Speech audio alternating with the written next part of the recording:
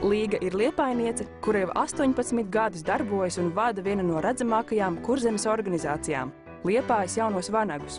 Man ir iespēja pavadīt kopā ar viņas ģimeni vienu dienu Liepājā, kurā iepazīstu gan viņas organizāciju, kā arī tās rašanās stāstu.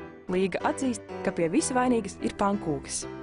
Pat biedrība patiesībā ir sākusies ar pankūku balli, jo tāpēc, kad bijām jaunieši no daudzbērnu ģimenēm, kam parasti mājās nebija ko ēst, un tad katrs atnes kaut ko, kas viņam bija, likām kopā un cepām pankūkus.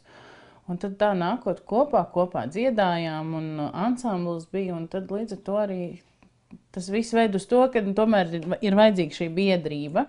Liepājas jaunie vanagi rīko nometnes, apmācības, izbraukumus un visur izmanto neformālās izglītības metodes.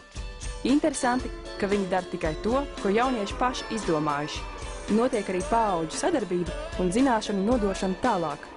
Jaunieši strādā ar tīņiem, tīņi strādā ar bērniem, un bērni savukārt dažreiz organizē aktivitātes vecākiem. Latvijā, pieminot bērnu tiesības, visiem ir ļoti negatīva attieksme, jo tāpēc, kad visi saka tiesības, bet aizmirst savus pienākumus, tad tādā veidā, kā mēs strādājam, iekļaujoties aktivitātēs, uzreiz katrai tiesībai nāk līdzi pienākums. Ar Eiropas ekonomikas zonas un Norvēģijas valdības divpusējā finanšu instrumenta atbalstu pusotru gadu bija iespēja attīstīt Liepājas jaunos vanagus kā organizāciju. Paši atzīst, ka tas bija milzīgs atspēriena punkts. Tas bija ieguldījums, un vismaz mūsu organizācija viņi īstenoja, ka tas bija ne tikai ieguldījums, bet bija arī izaugsme. Organizācijai pēc projekta īstenošanas nāk arvien jauni biedri, kopumā esot ap 170 bērnu un jauniešu. Atbildot, kas ir veiksmes formula, Līga rāda uz savu tomu un evitu un stāsta, ka galvenais ir izdoma.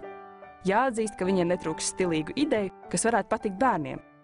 Nākamo gadu piestrādāsim, ka uztaisīsim tikai nosaukums dienas nometne. Un mums būs nakts nometne. Pa dienu tā kā plus mīnus atpūšās guļ un pa nakti tā kā, jauniešiem riktīgi patīk tā iziet kaut kādos pārgājienus. Tā. Tas varbūt izklausās ļoti tā tikai, kā izklaides un tā, bet patiesībā jau katrai tai aktivitātei apakšā ir doma, jo ar to mēs mācāmies. Tā ir tā saucamā neformālā izglītība, ko tu nekad skolā neiemācīsies. Un mācāmies kopā esot un izprotot viens otru, ko arī vienatnē nekad nevar iemācīties.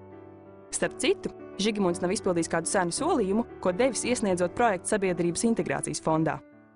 Te SIFā, kad iesniedzām, tur likās, ka neapstiprinās, un es esmu apsolījis, ja apstiprinās SIF projektu, tad es pliks noskriešu pa ielu.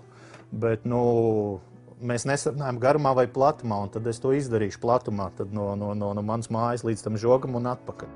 Redzu, ka organizācija ir Līgas sirdslieta.